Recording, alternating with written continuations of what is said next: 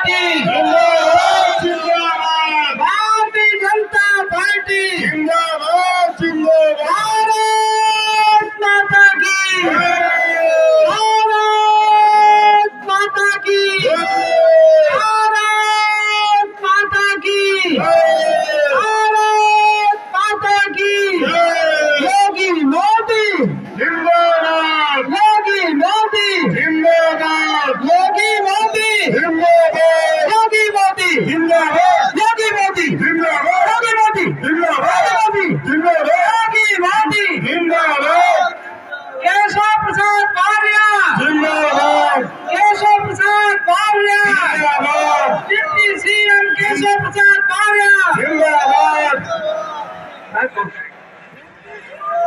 केशव प्रसाद मौर्य, मनीष रावत जिंदाबाद जिंदाबाद, मनीष रावत जिंदाबाद जिंदाबाद योगी मनीष रावत, जिंदाबाद जिंदाबाद योगी केशव प्रसाद, जिंदाबाद जिंदाबाद योगी मनीष रावत, जिंदाबाद जिंदाबाद विधायक कैसा है, हरीश रावत जैसा हो विधायक कैसा है, हरीश रावत जैसा हो प्रसाद जिंदाबाद, जिंदाबाद जिंदाबाद योगी केशव प्रसाद, जिंदाबाद जिंदाबाद केशव प्रसाद मनीष रावत, जिंदाबाद जिंदाबाद केशव प्रसाद मनीष रावत, जिंदाबाद जिंदाबाद मनीष रावत, जिंदाबाद जिंदाबाद चाहे जितना जोर लगा लो, चाहे जितना शोर मचा लो, जीतेगी बीजेपी। आएंगे फिर योगी, आएंगे फिर योगी।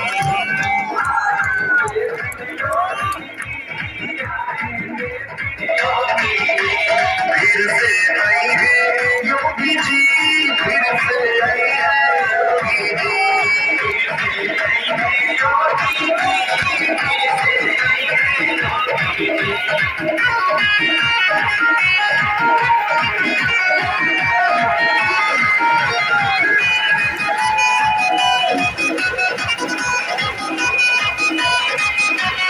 लश्कर तेरे चोर माफिया, दंगाई सब साफ हुए, दंगाई सब साफ हुए। भारत माता की भारत माता की भारत माता की योगी मोदी केशव प्रसाद मौर्य केशव प्रसाद मौर्य केशव प्रसाद मौर्य केशव प्रसाद मौर्य मनीष रावत केशव प्रसाद मौर्य मनीष रावत केशव प्रसाद मौर्य केशव प्रसाद मौर्य मनीष रावत केशव प्रसाद मनीष रावत केशव प्रसाद सिरोही विधायक कैसा हो सिरोही विधायक कैसा हो मनीष रावत केशव प्रसाद मनीष रावत केशव प्रसाद मनीष रावत केशव प्रसाद यूपी सबसे आगे होगा, यूपी सबसे आगे होगा, आस पूरी होगी। आएंगे फिर योगी, आएंगे फिर योगी। आएंगे फिर योगी, आएंगे फिर योगी।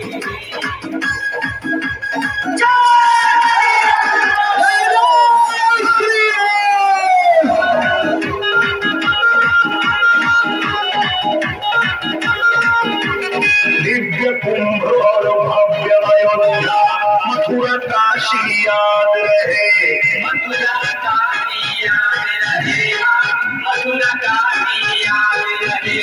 राम कृष्ण की गूंज उठी जो हरदम वहाँ आबाद रहे, हरदम वहाँ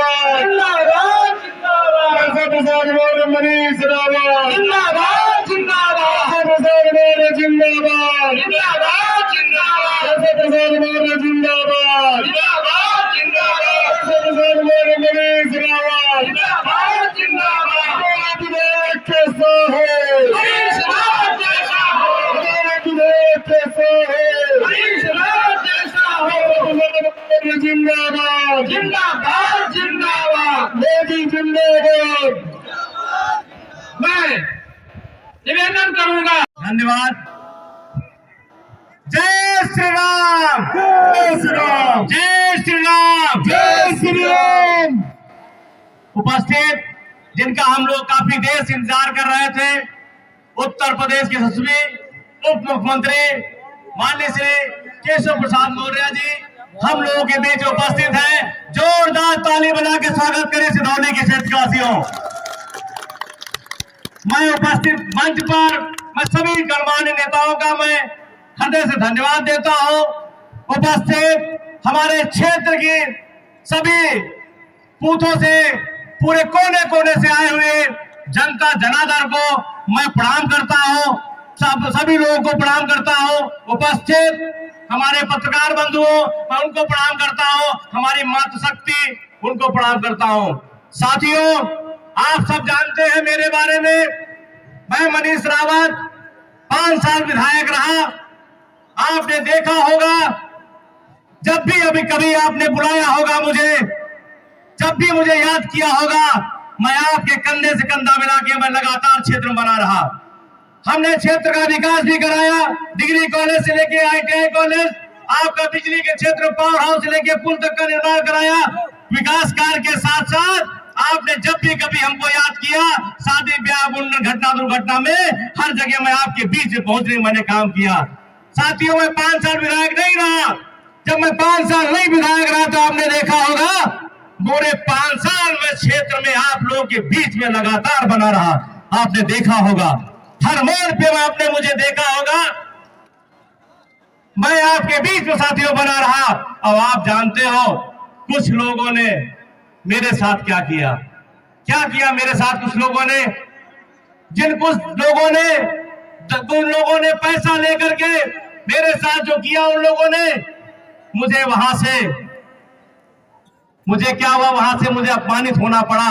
आपने देखा होगा, और वहां पे पैसा वहां पे जीत गया साथियों, मैं हार गया। क्या बताइए, क्या मैंने मेहनत नहीं की थी 5 साल मैंने क्षेत्र में की थी, नहीं की थी? बताइए, क्या मैंने कोई बुरा किया था? कोई मेरी गलती थी? क्यों मेरे साथ ऐसा हुआ साथियों? मुझे भी कष्ट है इस बात का। आप बताइए, मुझे भी तकलीफ है साथियों। आप लोगों ने मेरा साथ दिया, आप लोगों ने। आप मैं देख रहा हूँ हर वर्ग के लोग, बाबूजी मैं एक मिनट ध्यान दे, बाबूजी मैं एक मिनट ध्यान दूंगा। बाबूजी, यहाँ पे हर वर्ग के लोग बैठे हुए हैं, मुस्लिम समाज के भी लोग बैठे हुए हैं, यादव समाज के लोग बैठे हुए हैं, गौतम समाज के लोग बैठे, सारे लोग आशीर्वाद देने बाबूजी में सब खड़े हुए हैं। सिधौली के क्षेत्र के लोग, हमने कोई गलती साथियों नहीं की थी। मैं वादा करता हूं साथियों, मैं धन्यवाद देता हूं भारतीय जनता पार्टी के परिवार को, निश्चित धन्यवाद देता हूं साथियों, जिन्होंने मुझे सही मुझे गले लगा करके मुझे सिधौली विधानसभा प्रत्याशी बनाया। मैं वादा करता हूँ आप सभी लोगों को, मैं मनीष रावत वही मनीष रावत हूँ जो पहले था और वही रहूंगा आगे भी। आपके बीच में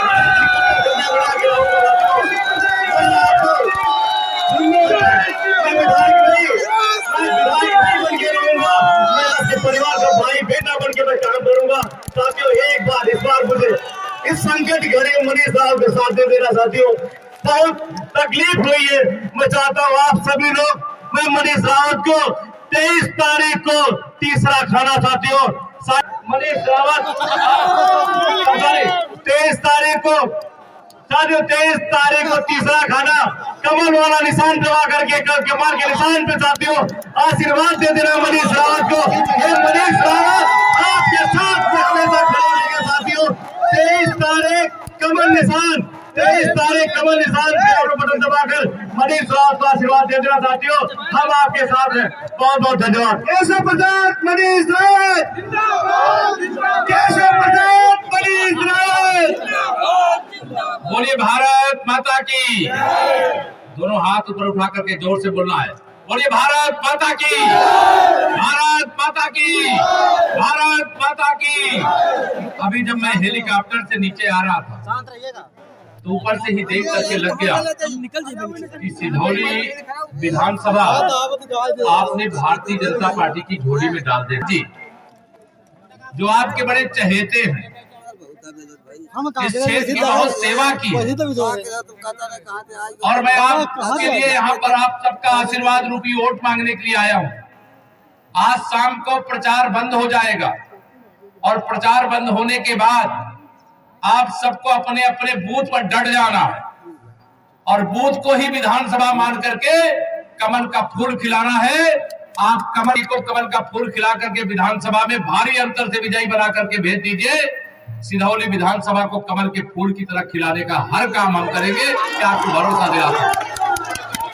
मंच पर भारतीय जनता पार्टी के हमारे सभी नेतागणों का मैं नाम ले रहा हूं।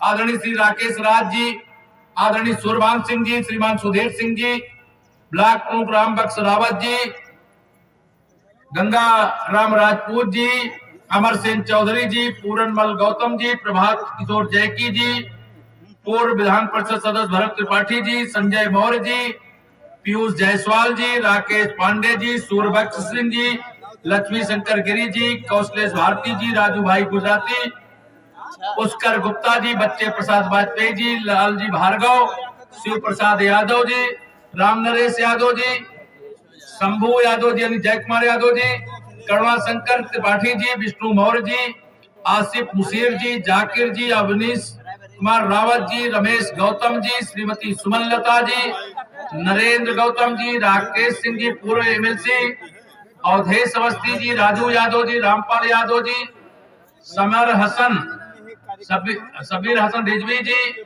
कौशल किशोर जी और विजय प्रताप जी। और मंच पर बड़ी लंबी सूची है।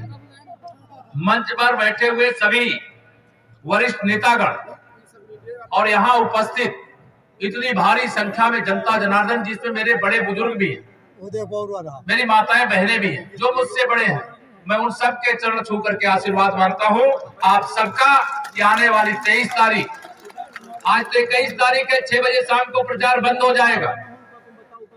अभी जैसा हमारे प्रत्याशी मनीष रावत जी आपसे कह रहे थे, हम तो इसी रास्ते पर चलने वाले हैं।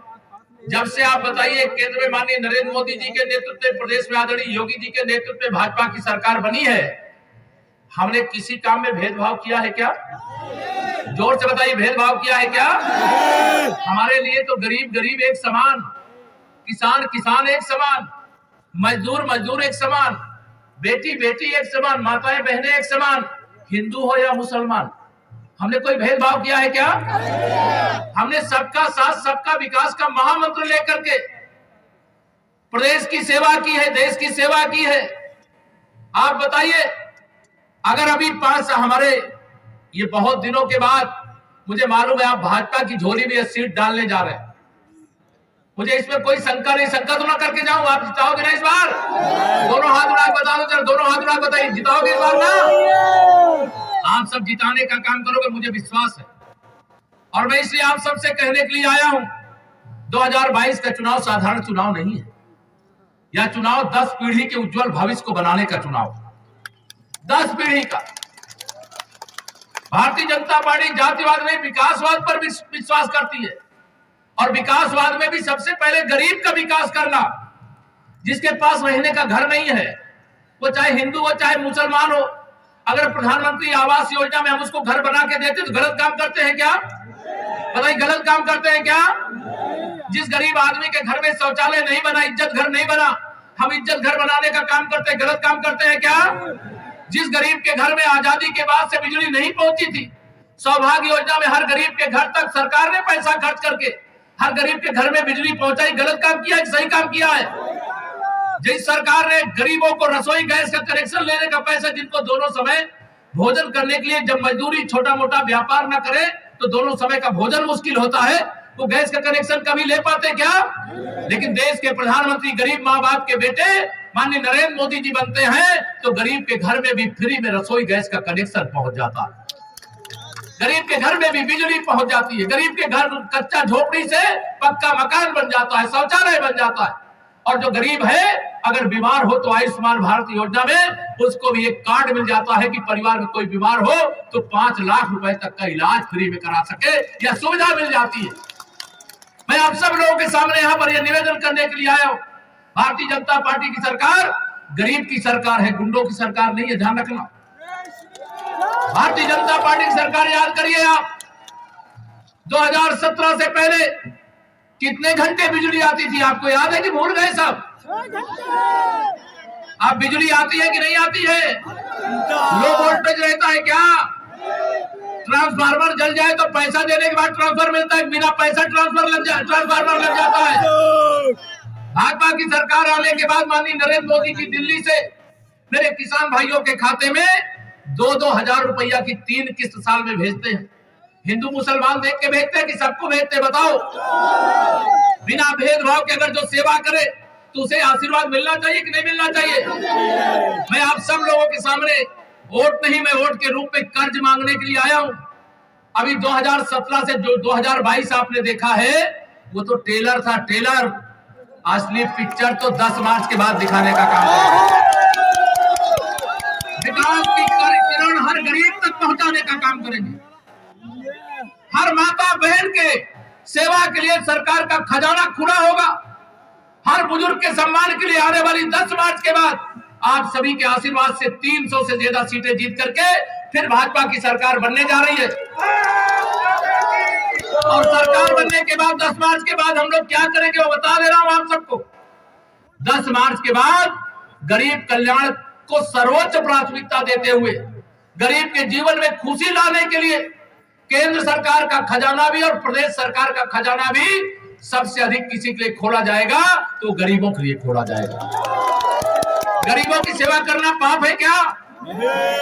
हम गरीबों की सेवा करते हैं। हाँ, हम अयोध्या में रामलला की जन्मभूमि पर भव्य मंदिर निर्माण भी करते हैं, लेकिन गरीब आदमी जो झोपड़ी में रह रहा था उसका प्रधानमंत्री आवास योजना में पक्का मकान भी बना करके देने का काम करते हैं। हमारी सरकार, आपने 5 साल से देखा है, गुंडागर्दी को खत्म करके विकास के पथ पर प्रदेश को आगे ले जाने का काम किया है। हमारे माननीय प्रधानमंत्री जी कहते हैं, हमारे मुख्यमंत्री जी कहते हैं कि जहां हम पिछली बार नहीं जीते थे, लेकिन पिछली बार नहीं जीते तो इसका मतलब नहीं है कि सिधौली का विकास नहीं होगा। हमारे लिए जैसे सिधौली, जैसे जहां हम जीते थे वह भी हमारे लिए महत्वपूर्ण था, यहां हम हारे थे यह भी हमारे लिए महत्वपूर्ण था। लेकिन आप सबको मैं ये कह करके जा रहा हूं, जो भी बकाया है दिल्ली या लखनऊ से ब्याज के साथ चुकता कर देंगे। आप कमल खिलाने का काम करेंगे।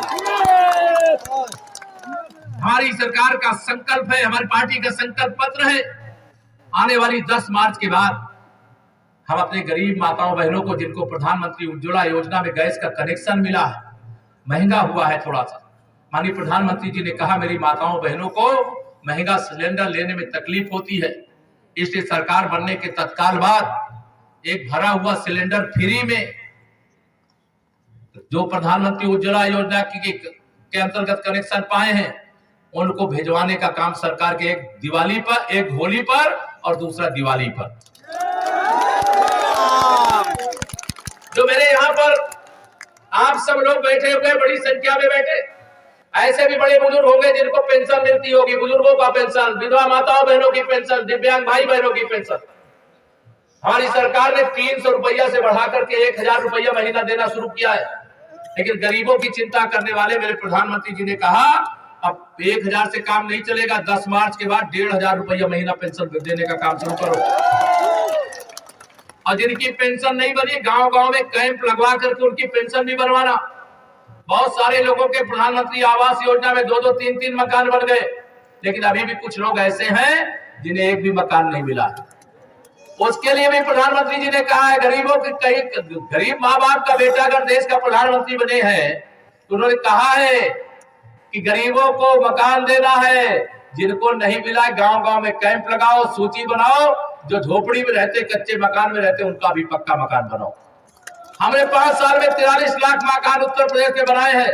अभी 80 लाख और मकान बनाने का अभी केंद्र सरकार का बजट आया है, उसमें प्रावधान किया गया है। गरीब का मकान बनना चाहिए कि नहीं बनना चाहिए, बताइए। हम आप सब लोगों से आज यहाँ पर यही कहने के लिए आए, हमारे लिए जातिवादी की राजनीति को हम महत्व नहीं देते। मैं तो पूरे उत्तर प्रदेश में डंके की चोट से कहता हूं, जो सपा अपना समझती कि ये वोट बैंक है, जो बसपा समझती है वोट बैंक है, वोट बैंक नहीं, मैं तो कहता हूं ये अंदर की बात है। ये यदुवंशी भी हमारे साथ है कि नहीं? ये अंदर की बात है। रविदास जी का वंशी भी हमारे साथ है। चाहे कोई भी है वो हमारे साथ, हम सबका साथ, सबका विकास करते, सभी महापुरुषों का आदर और सम्मान करते हैं और उनका मान सम्मान बढ़ाने का जो सरकार के माध्यम से हो सकता है वह प्रयास किए हैं और आगे भी प्रयास करेंगे। आप भरोसा रख करके वोट देना, कोई भेदभाव नहीं होगा, ये मैं आपको विश्वास दिला करके जा रहा हूं। आप ईवीएम मशीन को कमल के फूल से भर दो, आप ईवीएम मशीन को कमल के फूल से भर दो। और मैं आपको विश्वास दिलाता हूं, ये आप जानते हो ना, विकास करने के लिए लक्ष्मी जी चाहिए, पैसा चाहिए, चाहिए कि नहीं चाहिए? और लक्ष्मी जी कोई साइकिल, हाथी और पंजे पे बैठ करके नहीं, वो कमल के फूल पर बैठ करके आएगी। इसे कमल का फूल गिराओ और लक्ष्मी जी को तो हम ले करके आएंगे, ले करके आएंगे और ला करके यहाँ पर ऐसी खुशहाली लाएंगे। अभी तो आपने देखा होगा बहुत सारा काम, चाहे सड़क का गड्ढा खत्म करने का काम हो, चाहे यह, क्योंकि पवित्र भूमि है सीतापुर की धरती पर आना तो सौभाग्य की बात है। इस धरती को तो नमन करता हूँ, प्रणाम करता हूँ। लेकिन आज चूंकि चुनाव प्रचार का अंतिम दिन है, ये चौथे चरण वाला, और चौथे चरण के चुनाव प्रचार के अंतिम दिन, अभी मेरी ये तीसरी सभा है, अभी 2 और सभाओं में जाना है। मैं आप सबसे यही कहने आया हूँ, यहाँ तमाम सारे कार्यकर्ता भाई भी हैं हमारे, जो बूथ में काम करते होंगे, पन्ने में काम करते होंगे, मंडल में काम करते होंगे, उन सब कार्यकर्ताओं को भी आश्वस्त करता हूं, चिंता मत करना, केवल कमल खिलाने के लिए पूरी ताकत से लग जाना। और आप सब भरोसा रखना, कार्यकर्ताओं की भी चिंता और जनता की भी चिंता हम सब लोग मिलकर के करेंगे, कि आप सबको भरोसा दिलाना चाहते हैं। और पूरे उत्तर प्रदेश के अंदर भाजपा की आंधी चल रही है, भाजपा की आंधी चल रही है। और इस आंधी का असर मैं सिधौली में भी सीधे देख रहा हूं। पिछली बार मैं आया था, हम तो यहाँ की 9 में से 7 सीटें जीत गए, 2 सीटें छूट गई थी। मुझे तो ये लग रहा है कि इस बार 7 नहीं, इस बार 9 की 9 सीटें भाजपा की झोली में आप सबके आशीर्वाद से आएंगे। और आप सबको भरोसा दिलाता, जो मेरे पत्रकार मित्र देख ले, जैसे ये खचाखच भरा हुआ पूरा स्थान है ना, 23 तारीख को या जनता जनार्दन या कार्यकर्ता, ये बड़े बुजुर्ग या गरीब माताएं बहनें, जिनको कोरोना के इतने बड़े संकट के बाद भी अगर गरीब माँ बाप का बेटा नहीं होता तो मेरा गरीब भूख से मर जाता। अगर देश के प्रधानमंत्री मोदी जी नहीं होते तो फ्री में राशन आपको नहीं मिलता। मिलता क्या? फ्री में राशन, और राशन के साथ भी तेल भी, दाल भी, नमक भी, चना भी मिल रहा है कि नहीं मिल रहा है? माननीय मोदी जी ने कहा है, मेरे कोई गरीब माँ बाप, गरीब परिवार भूखे नहीं रहना चाहिए। मुझे जितना कष्ट सहना होगा सहूंगा, जितनी मेहनत करना होगा मेहनत करूंगा, लेकिन मेरे गरीबों का दर्द मुझसे सहा नहीं जाएगा। उन्होंने फ्री में राशन भी दिया, कोरोना से बचने के लिए फ्री में वैक्सीन भी लगाने का काम किया। लगी कि नहीं वैक्सीन आप लोगों को? दोनों हाथ उठा के बताओ, लगी कि नहीं लगी? पैसा तो नहीं लिया किसी ने? बिना पैसा के वैक्सीन, बिना पैसा के राशन, बिना पैसे के आवास, शौचालय, बिजली, या किसी ने आज तक आजादी के बाद दिया था क्या? आजादी के बाद तो लूटो, केवल अपना भला करो, अपने परिवार का भला करो, अपने गुंडों, अपराधियों, माफियाओं, भ्रष्टाचारियों का भला करो, गरीबों का भला करो, किसी ने सोचा था क्या? मेरे किसान भाई भी यहाँ पर है, मैं सबको बताना चाहता हूँ, 10 मार्च के बाद अगर आपने सिंचाई के लिए अपना नलकूप लगाया है, लगाया ना कुछ लोगों ने, आपको बता रहा हूँ 10 मार्च के बाद मेरे किसान भाइयों को जो नलकूप लगाया है उसका बिल देना पड़ता होगा बिजली का। मोदी जी ने कहा मेरा अन्नदाता, अभी उसकी कमाई मुझे और बढ़ानी है, इसलिए अगर सिंचाई के लिए मेरा कोई किसान नलकूप लगाया है तो उस नलकूप के बिजली का बिल सरकार भरेगी, मेरा किसान नहीं भरेगा। वह काम भी 10 मार्च के बाद हम लोग करेंगे।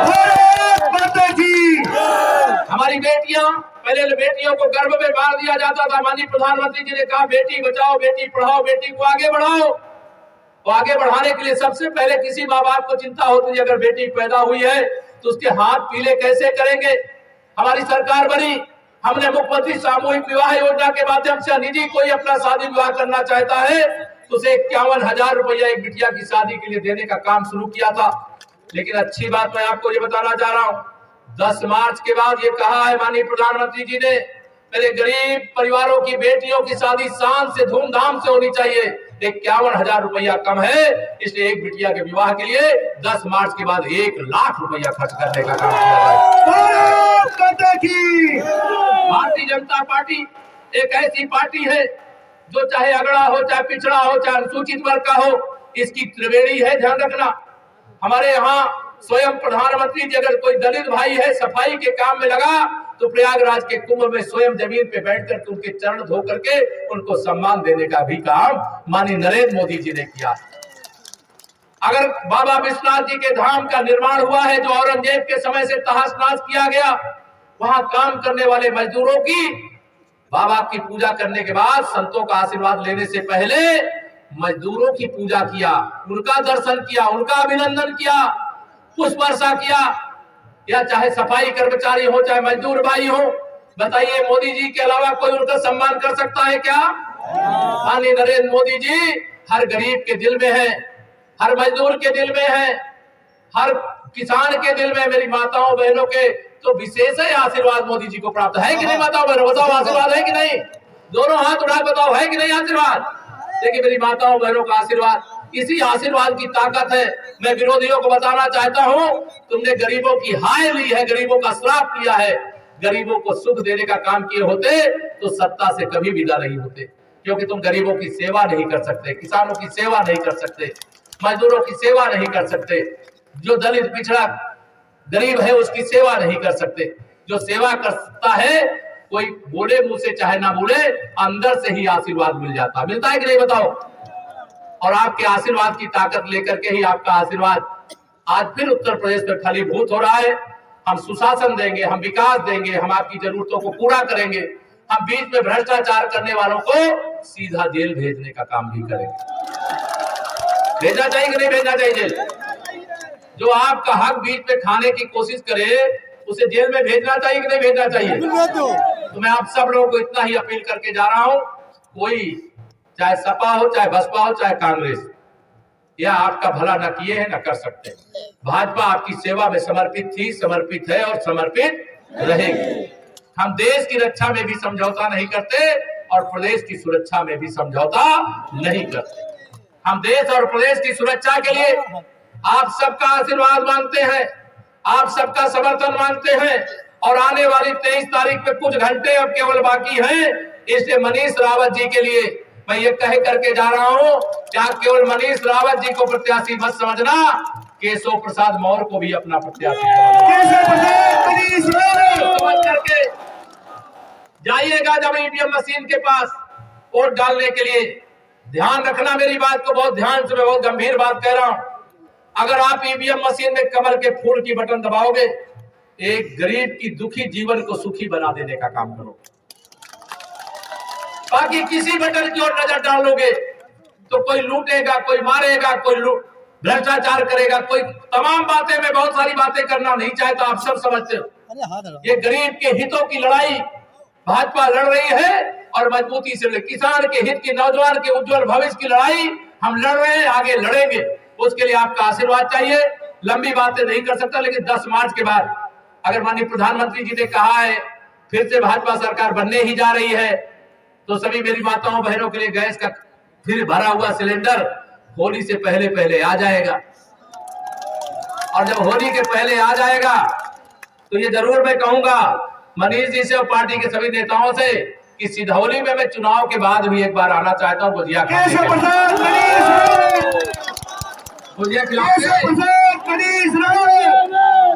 इस बार 2 होली होगी।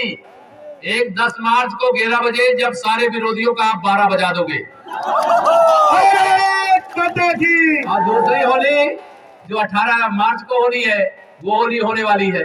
तो दोनों होली का उत्सव मनाने की मैं आपको बधाई दे सकता हूं सबको, लेकिन इसके लिए पसीना बहाना पड़ेगा कि मनीष रावत जी और केशव प्रसाद या मंच पर बैठे हुए लोग नहीं, आप सबको प्रत्याशी की तरह अपने बूथ के पहरेदार बन करके कमल खिलाने के लिए परिश्रम करना पड़ेगा। करोगे?